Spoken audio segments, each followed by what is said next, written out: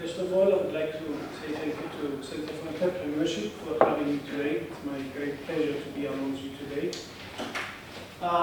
Just before we begin, quickly, what majors and what year do we have as students today? First year, second year, third year, fourth year. What majors?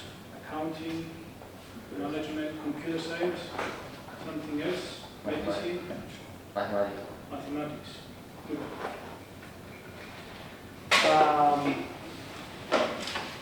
Almost 13 years ago, I found myself in the audience of a global high-tech company presentation, and their head presenter began by sharing a deeply personal story. He talked to us about his 11-year-old child who, at the age of 7, had been diagnosed with diabetes. He then went on and described all the problems and all the irregularities his family and his child faced growing up with this irregularity.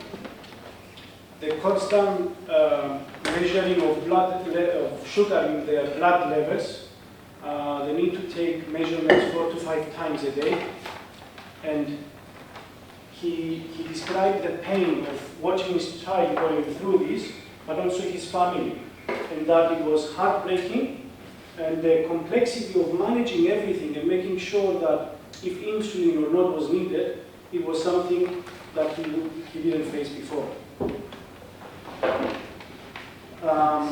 He then went on and presented a small piece of changing technology, a small patch that could be put onto the patient's arm, and that device could read 24/7 by Bluetooth technology and constantly monitor the sugars in the blood level and even administer insulin if needed.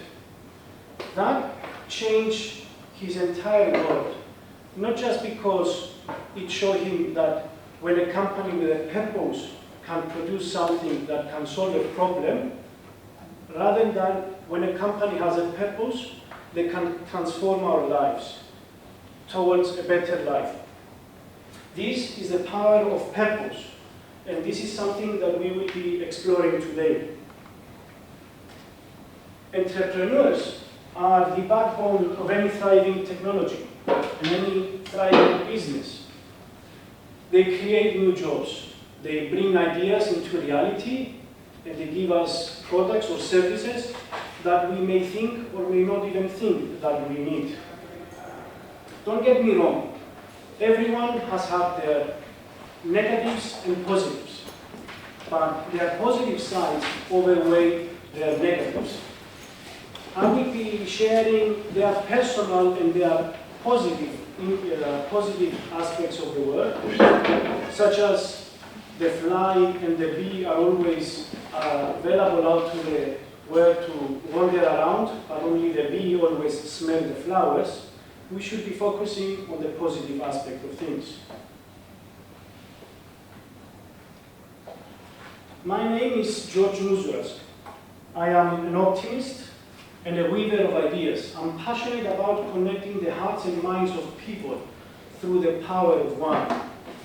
For the last 25 years now, I'm in the technology sector, and currently I'm the information technology manager of Charalambides Christis. I have a bachelor degree in MIS, Management Information Systems, and a master in MBA, Master in Business Administration. The company, Charalambides Christis, the largest food manufacturer and distributor in Cyprus, with 700 employees and around 3,200 customers. 2,000 out of those customers are being visited daily. We operate from our own 6 different distribution centers and our own 150 plus fleet.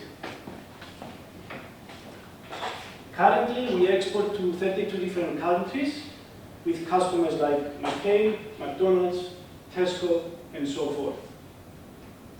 Now, as I usually do, in order to have a common understanding, I'm going to lay out a basic, let's say, baseline in order to be able to follow up this conversation. And I want to have a conversation, so I will be stopping at some points to ask for questions, but any question that might arise or anything that you want to say, please go ahead and interrupt me. What is an entrepreneur? In general, an entrepreneur is an individual who identifies a need or an opportunity within a market and takes on the financial risk and in order to start and manage a new business venture. These visionaries are often celebrated for their creativity, resilience, and ability to transform ideas into reality. What main types of entrepreneurs do we have in general, if we can bunch them all into main types of categories? Does anyone know? Does someone have an idea about what main types of entrepreneurs do we have?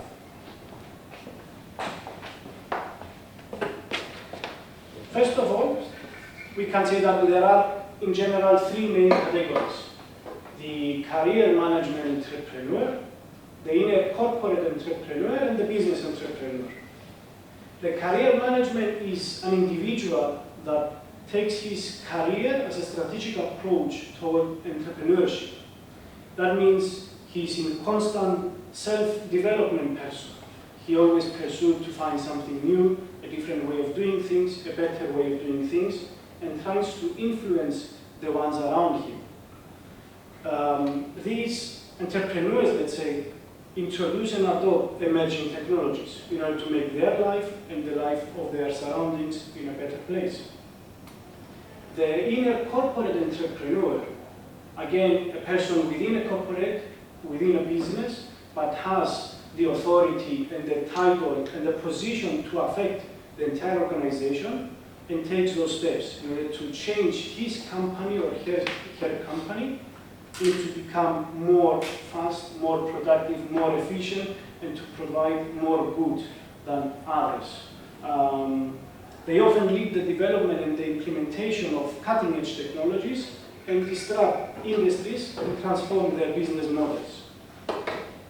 And the last, the business entrepreneur, the traditional, let's say, business entrepreneur, who starts its own company from the ground up, taking all the risks, financial risks, accounting, and so forth, operational risks.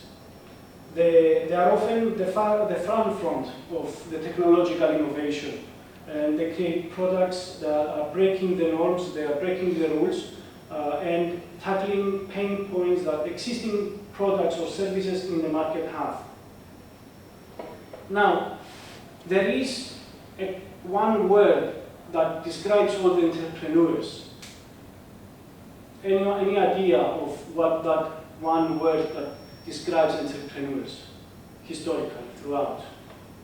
Innovative. Very good, innovative. There is something else that it describes. An innovative person can be anyone, but not an entrepreneur. That's correct, but there is something else that shows exactly what these guys are. Perseverance. Perseverance is the persistence in doing something despite difficulty or delay in achieving success. They don't know if that will happen.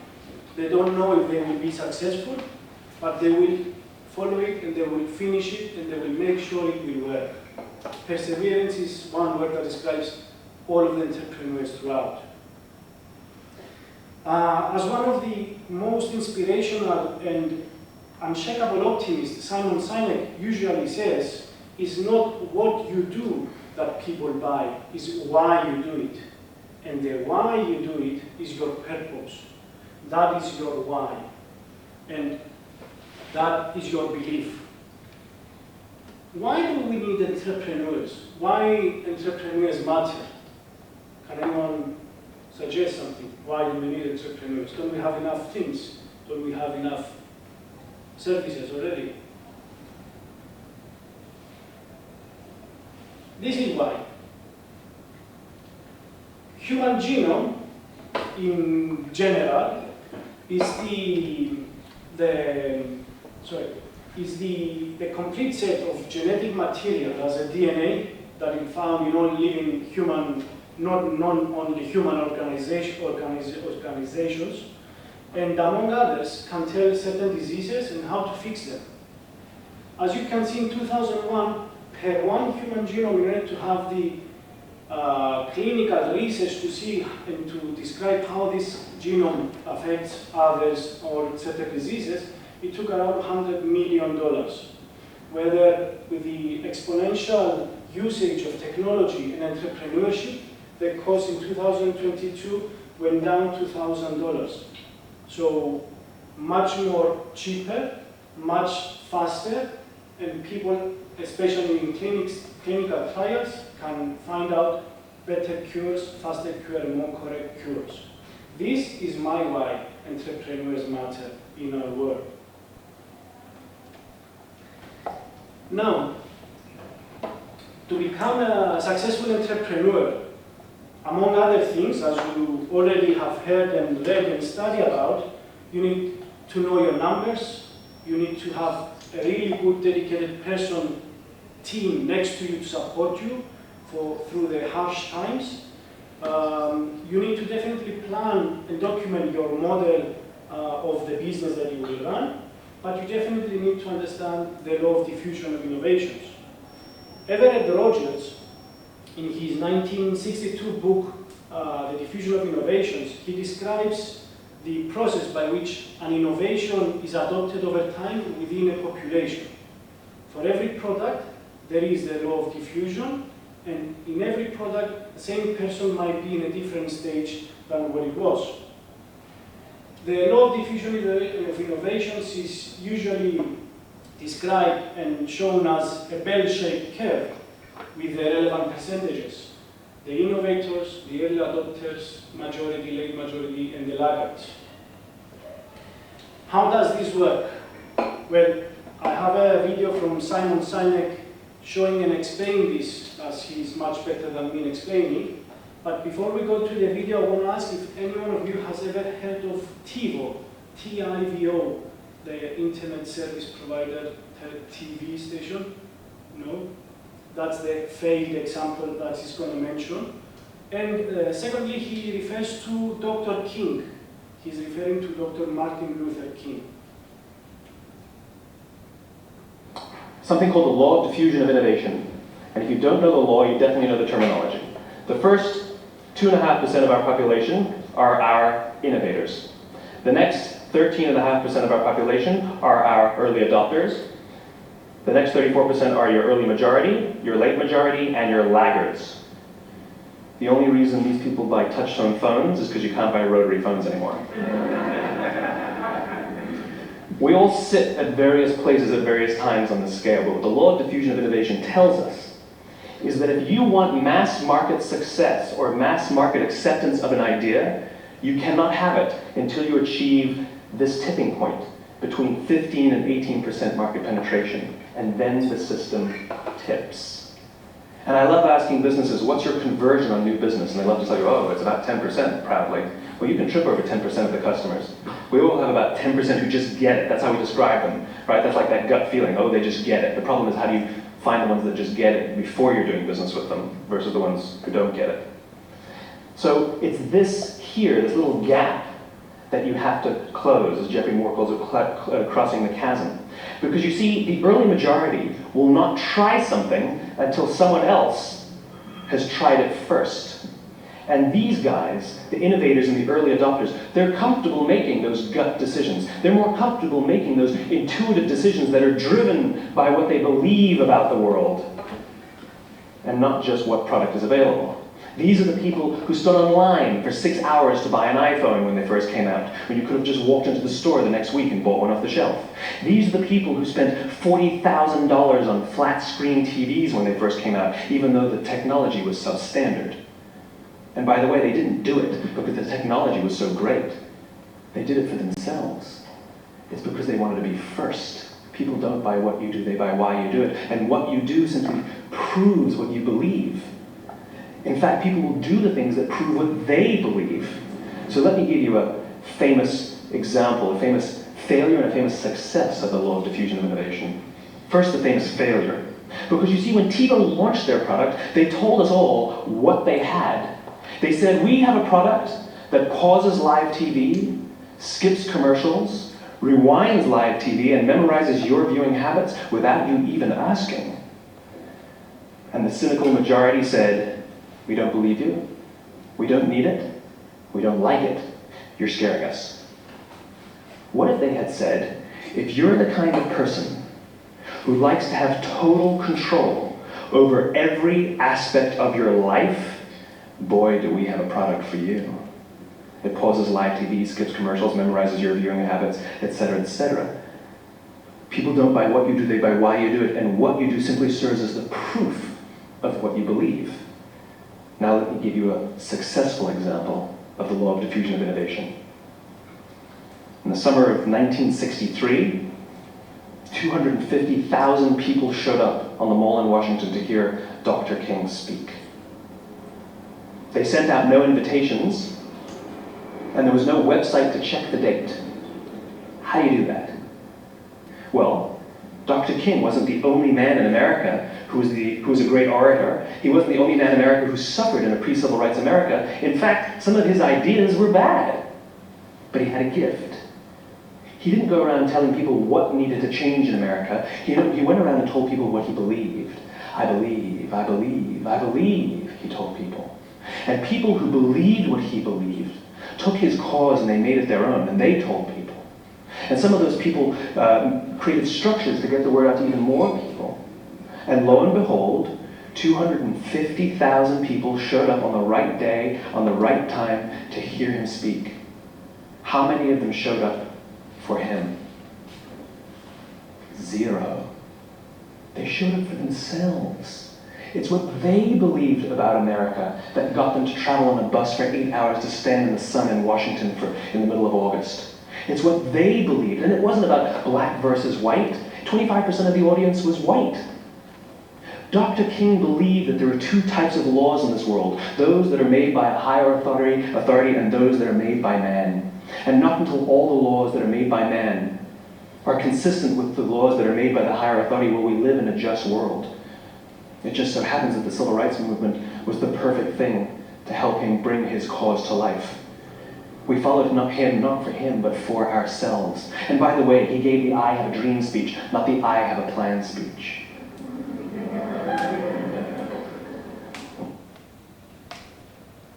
So, when you're starting out your idea, when you're following your dream, make sure to understand and find the type of early adopters will be on your service or on your product in order to achieve the majority that's required to start getting a lot of money.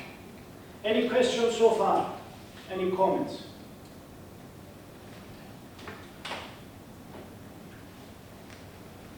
Good. In this trip, in this difficult journey that you're starting, you are not alone. Once you have your belief, your idea, there are companies, there are people that their belief, their idea is to help you. One of the examples is Idea CY of Bank of Cyprus, which they have this great thing that they say, anyone that has walked in our shoes, we need his experience because his experience is absolutely critical to propel newcomers onwards. They are offering a lot of wonderful things, and one of them is a step-by-step mentoring. The second, Gravity of Zurich, which they are high-tech incubator stage, they foster and propel innovation.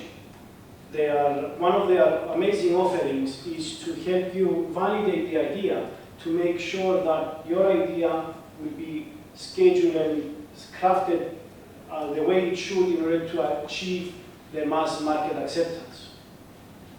There are many valid organizations and institutions, not just in Cyprus, globally as well. Some of them displayed here, Y Combinator, CCAM, Indie Station F, EIT Food, they have their own websites that you can go. For example, Y Combinator, you can go and see if there are any available partners to help you with what you are thinking, or for you to become part of a different team, or for you to pitch and sell your idea, and for them to fund. Now, the power of purpose. The power of purpose, humanity always needed. Entrepreneurs, the misfits, the crazy ones, are the ones that are changing the world. If we can group them into main areas that humanity has been changed by these entrepreneurs, we will do so in 3 groups.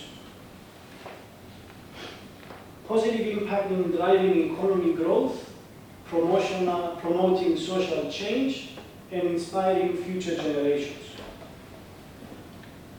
Entrepreneurs that do play a critical role in driving economic growth, as we all understand, is creating new businesses, creating new jobs, transforming ideas into products or services, and fostering innovation throughout the ladder of entrepreneurship. Their ventures often lead to development of new industries and markets, contributing to a more dynamic and competitive economy.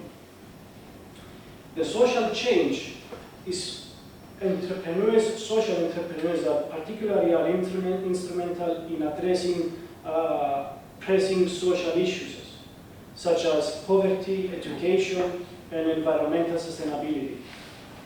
They help develop solutions to address these issues. They create positive change to our environment and to ourselves.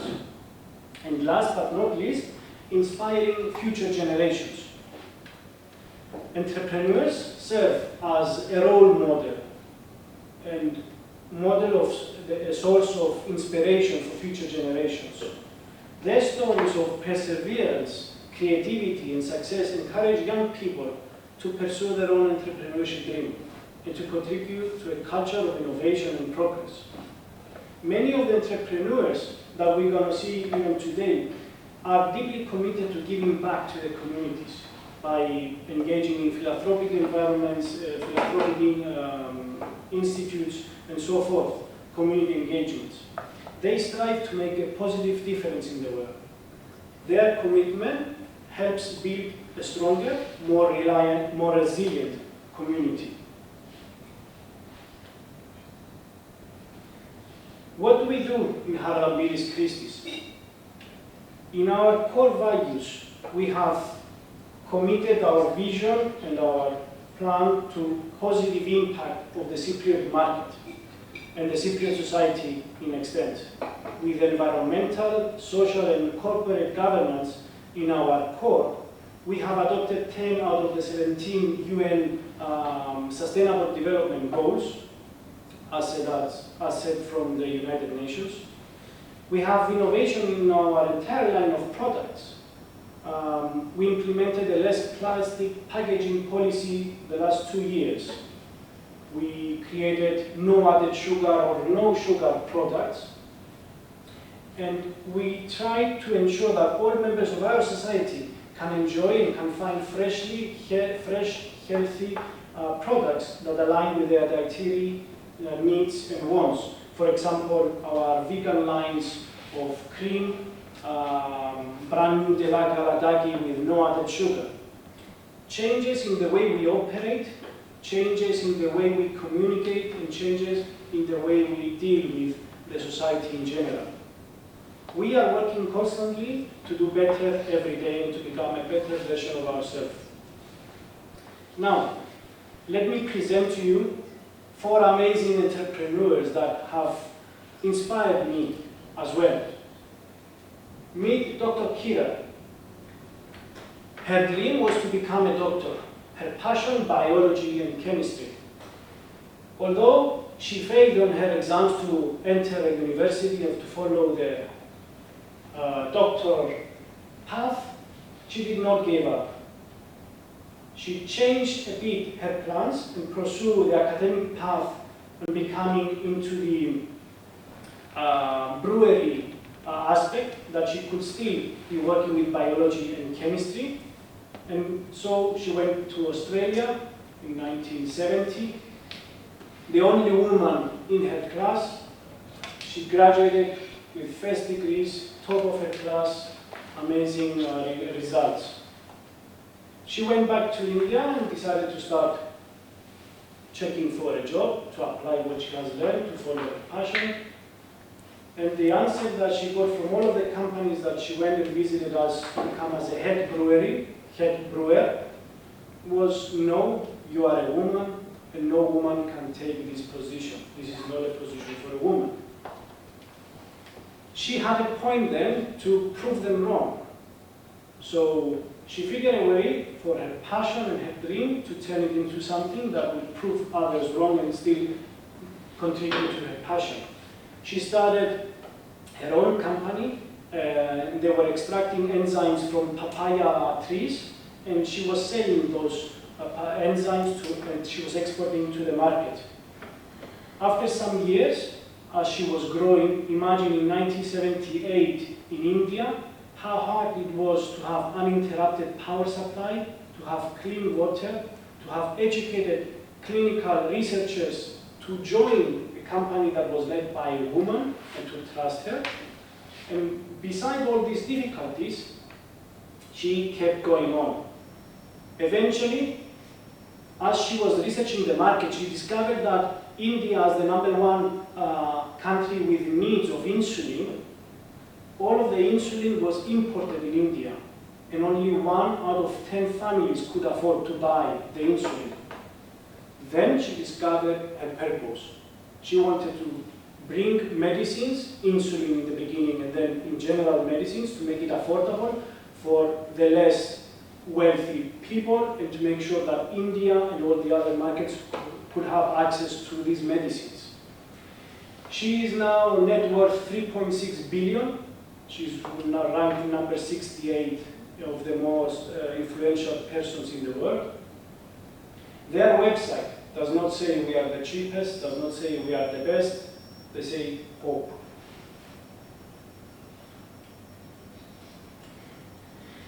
Jack Ma is the founder of Alibaba Group, one of the world's largest e-commerce companies, which has transformed the way people shop online and what online shopping is nowadays.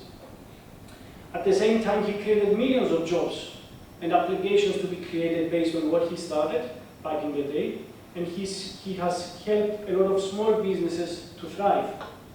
In some of his interviews, as he remembers back in the day, he can remember himself in a restaurant eating and some person coming back to him and say, "Thank you very much, your lunch is paid by me because you helped me set up my website, and I didn't pay you for the last 6-7 months, and now that I have the money, I can pay you at least for the dinner." He had various rejections from the universities. He never made it to a university. He has numerous rejections from various jobs that he tried to apply, but he did not stop. He pursued his dream, he had his purpose from the beginning, and he became one of the most successful entrepreneurs that the world has seen. He has established various foundations that help in poverty, education, schools and clinics around the world. He has a beautiful message that he constantly sends, and I want you to hear it and see it. Before 20 years old, be a good student. When you do entrepreneur, just learn some experience. Before 30 years old, follow somebody. Go to a small company. Normally in a big company, it is good to learn processing. You are a part of a big machine. But when you go to a small company, you learn the passion, you learn the dreams. You learn how to do a lot of things at one time. It's not which company you go, it's which boss you follow. It's very important. A good boss teaches you differently. From 30 to 40 years old, you have to think very clearly when you're working for yourself. If you really want to be an entrepreneur. When you're 40 to 50 years old, you have to do all the things that you are good at. Don't try to jump into the new area. It's too late. You may be successful, but the rate of dying is too big. So 40 to 50, think about how can focus on things that you are good at. But when you are 50 to 60 years old, work for the young people. Because young people can do better than you. So rely on them, invest on them, making sure they're good. When you are over 60 years old, spend time for yourself. On the beach, sunshine, right? It's too late for you to change, normally. This is my advice to the young people, 25 years old. Make enough mistakes. Don't worry.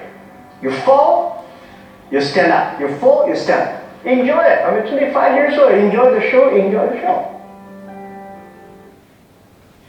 Jack Ma last year turned 60 and he stepped out of his company. So he's enjoying himself somewhere on the beach right now. Questions so far? These are three of the main companies that Elon Musk has been involved in, either built or co-founded. Starship, Tesla, and Neuralink. He has been a co-founder in PayPal, in Zip2, and other companies I can't remember at the time. Definitely a person that all other entrepreneurs are talking about him, and when they do speak about him, they all say the same thing. He's the only person alive that can focus on what he's doing and reduce the noise around him up to a level of more than 85%. So he's focus, focus, focus, try again and try again. All of his ventures have a purpose. He wants to make the planet safe. He wants to extend the life of the planet and extend the life of us on the planet. And if we cannot do that, he wants to make sure that we will be somewhere else and have life. His cars are towards that purpose to make sure that no carbon footprints are out there. And the Neuralink, he's trying to help people with brain issues to overcome that, and a slightly very futuristic purpose of uploading data to the brain and getting one brain data transferred to different brain data. So yes, this is what he's trying to do. Sustainable energy, space exploration, science and technology education. Words are not enough to describe this person, Steve Jobs, the founder of Apple. He had found Apple computing, and then he was, after the company was growing, he hired a CEO to run his company, as he couldn't physically, mentally be on that spot. And they turned against him at some point and they fired him. So he went on, tried different things. He created other amazing companies that we still have till today. And then eventually he managed to come back. He's the person responsible for all the technology, design, aesthetics of what we have today. He created the mouse. He created the graphic interface. Without him, someone else, let's say, would have discovered them, but he's the one that did it. He set new standards for mobile technology. He introduced the iPhone in 2007. Before that, no apps existed on any phone. So imagine how many jobs were created just only on apps programming, apps designing, user interfaces, and all this, and all thanks to this guy. Mobile payments, wireless connectivity, not only on the personal, on the marketplace, but also on the company, the corporate environment. Video editing, imaging, all because of the products and the services that he had envisioned and he has created and produced and introduced to the world. There are two videos of Steve Jobs that I urge you to go and see. One of them is the actual official launch of the iPhone in 2007, where he introduces to the stage, and within 5 minutes, he explains why he wanted to change what mobile phones looked at the time and how the logic led him there. And the second is his speech at the Stanford University. Today I will show you a third video, which is the 1997 rebranding of Apple, which is when he went back to Apple after he got fired. And that campaign is still considered till today one of the most amazing campaigns ever. Just pay attention and say how many times he says the word believe in his video.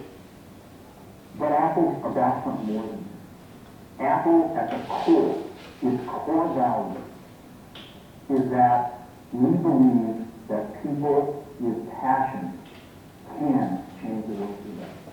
That's what we believe. And we've had the opportunity to work with people like that. We've had an opportunity to work with people like you, with software developers, with customers who have done it in some big and some small ways. And we believe that in this world, people can change it for the better. And that those people who are crazy enough to think they can change the world are the ones that actually do. And so what we're going to do in our first brand marketing campaign in several years is to get back to that core value. A lot of things have changed. The market's a totally different place than it was a decade ago. And Apple's totally different, and Apple's place in it is totally different. And believe me, the products and the distribution strategies and manufacturing are totally different. We understand that. But values and core values, those things shouldn't change. The things that Apple believes in at its core are the same things that Apple really stands for. And so we want to find a way to communicate that.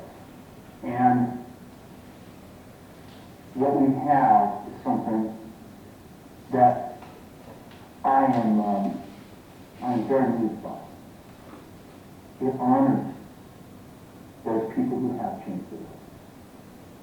Some of them are living, some of them are not. But the ones that aren't, as you'll see, you know that if they ever use the computer, it will be that. And the theme of the campaign is think different. It's the people, honoring the people who think different and who move this world forward. And it is what we are about. It touches the soul of this company. So I'm going to go ahead and roll it, and I hope that you feel the same way about it.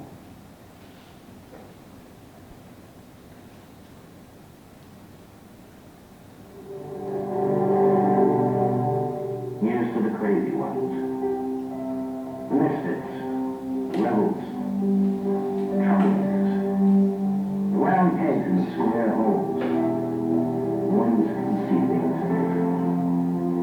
They're not following the rules, and they have no respect for the status quo. You can quote them, disagree with them, glorify or vilify them, but the only thing you can't do is ignore them. Because they change things. They push the human race forward. And while some may see them as the crazy ones, we see genius. Because the people who are crazy enough to think they can change the world are the ones who do.